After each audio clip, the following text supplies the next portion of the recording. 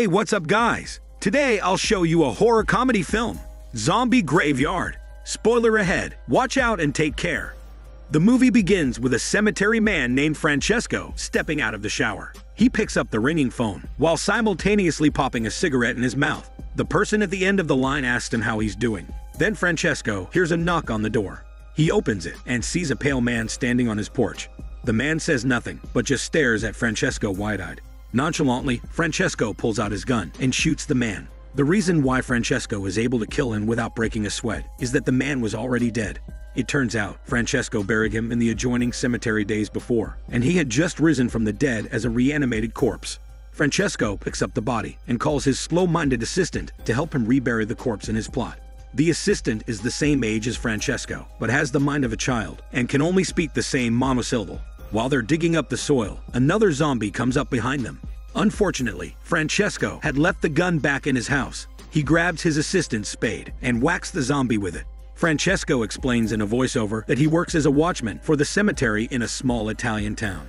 He adds that there's an epidemic causing the recently deceased to be reanimated 7 days after their death. It's now up to him to make sure the zombies don't cause havoc. One day, Francesco watches a burial in the cemetery. His attention is caught by a beautiful blonde woman who's mourning the dead. He is kept awake at night thinking of her beauty. The next day, he sees the mourning woman again. Francesco strikes up a conversation with her, but commits an error when he assumes that the dead older man was the woman's father. He was actually her husband. Francesco errs again when he celebrates the fact that the man has been dead for 2 weeks already. In his mind, he is happy that the man didn't resurrect as a zombie, but the blonde widow misinterprets what he said and thinks that Francesco is being callous.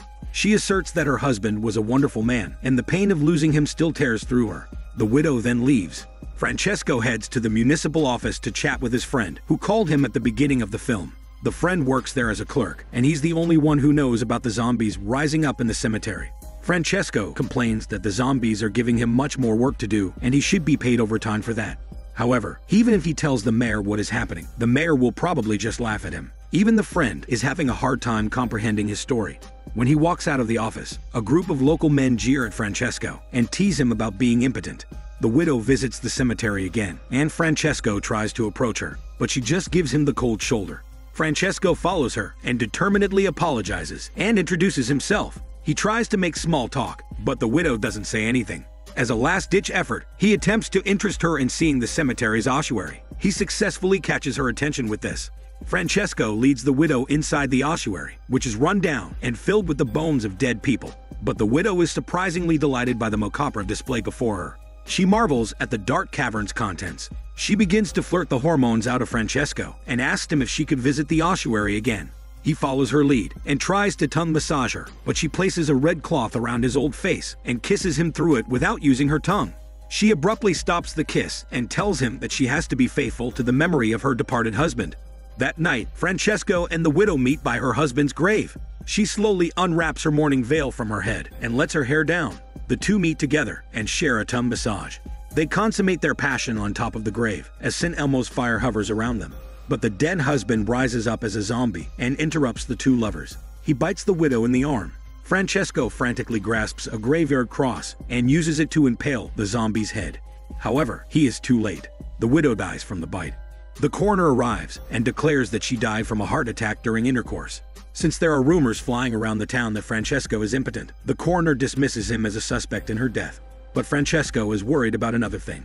He's afraid that the widow will return as a zombie, so he stands guard over her shrouded corpse in the ossuary, waiting for her to be resurrected. That night, the widow opens her eyes and slowly sits up. He closes his eyes and shoots her in the head with his gun. Francesco and his assistant encounter the mayor in the town square. They sit at his table, and the assistant is enraptured by the mayor's young daughter. Meanwhile, the mayor is preoccupied with his re-election campaign. The assistant throws up on the daughter out of excitement, and she is disgusted by him. The assistant flees the scene out of embarrassment. One of Francesco's hobbies is to scour the telephone directory and cross off the names of the dead. He tries to comfort the crying assistant and dissuades him from falling in love with the mayor's daughter. Meanwhile, the mayor's daughter rides off on a motorcycle with a popular boy.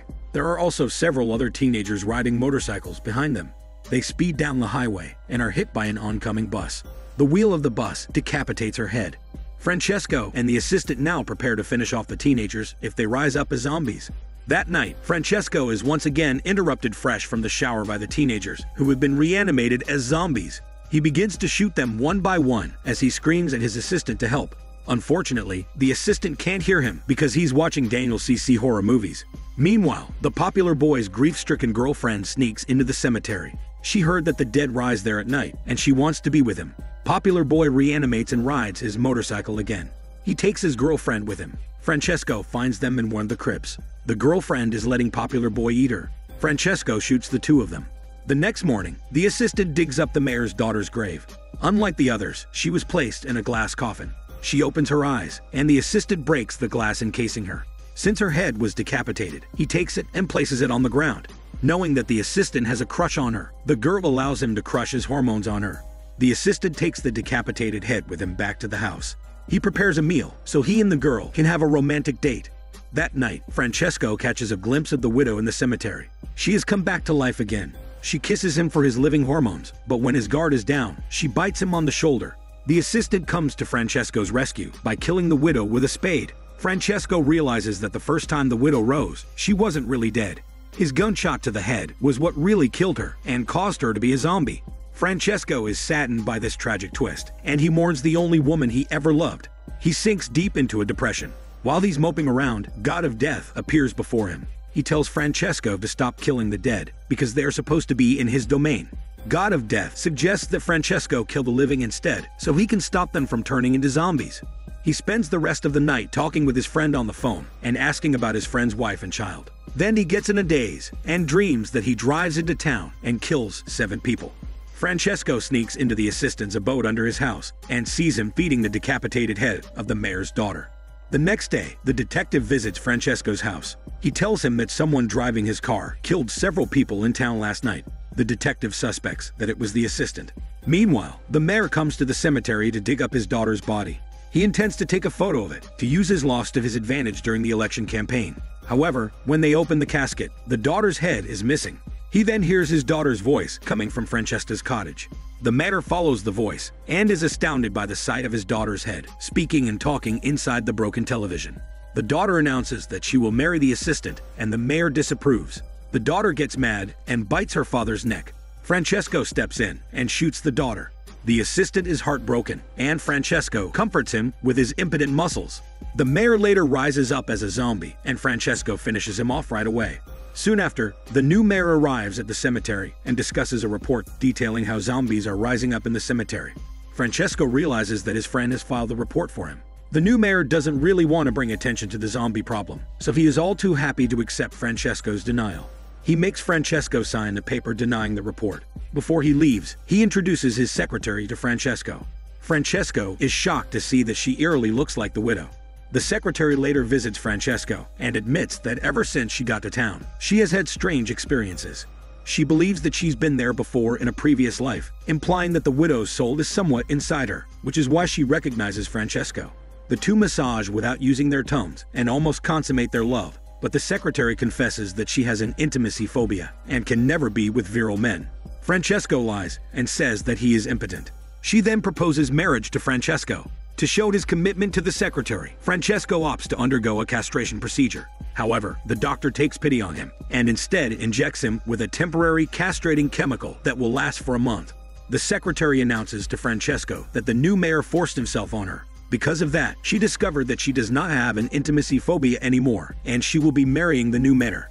To his shock, Francesco could say nothing due to the sadness he's feeling. Driven by his grief, Francesco ventures to a bar in town. There he meets another widow look-alike and another girl. The two invite Francesco to their apartment. He discovers that they are prostitutes. Under the pretense that he will be the prostitute look-alike's new client, he sets fire to the apartment and kills the two girls. At this point, it becomes clear that Francesco has turned mad because of the grief he experienced, and he is the one who's going on a killing rampage in town. The detective comes by the cemetery again. He holds up the check that Francesco gave the prostitutes, but the detective doesn't even think that it was him. He reveals that another person has been arrested as a suspect for the crimes. After that person set fire to the apartment, he went home and killed his wife and daughter as well. Francesco is appalled that someone will take credit for his crimes. He goes to the hospital and sees his friend in a coma. It turns out, he went crazy last night and probably did kill his wife and daughter, but there was no way that he set fire to the apartment or shot the 7 people, because it was Francesco who did those. Francesco sits by his friend's bedside, smoking a cigarette. A nun comes in and reprimands him for smoking in a hospital. Francesco nonchalantly shoots the nun. Afterward, a doctor comes in and tells him that his friend is in an irreversible coma. Francesco also shoots him. Lastly, he also shoots a nurse. His friend momentarily wakes up and tells him to go away. This is the last nail in the coffin for Francesco. He walks out of the room and encounters the detective, who still doesn't think he's a suspect. Francesco screams his confession to the murders, but the detective just ignores him. Francesco decides to leave town for a fresh start. He and the assistant pack their bags. They speed down the highway and cross the town border. Francesco joyously tells the assistant that he's never been past the town border before. They go through a dark tunnel, and Francesco asks the assistant what he thinks the rest of the world will look like. The end of the tunnel comes up, and Francesco abruptly slams on his brakes. The assistant's head hits the dashboard. Francesco comes out of the car in disbelief. The road is cut off, and there is nothing past the town border. Francesco affirms out loud that the rest of the world doesn't exist after all. The assistant dazedly steps out of the car and is dying due to his head injury. Francesco is now tired of life. He grabs his gun and is about to shoot the assistant and then himself, but he couldn't go through with it because the assistant is his best friend. Snow flurries fall out of the sky and the assistant wakes up. He grabs Francesco's gun and drops it into the crevasse. Suddenly, the assistant can now speak in straight sentences and asks Francesco to take him home. The movie ends with Francesco struggling to speak and uttering the same monosyllable that the assistant used to speak, which might indicate that Francesco has been made mute to prevent the spread of his discovered truth about a ridiculous world. This is Daniel CC Movie Channel. Stay safe and enjoy your day.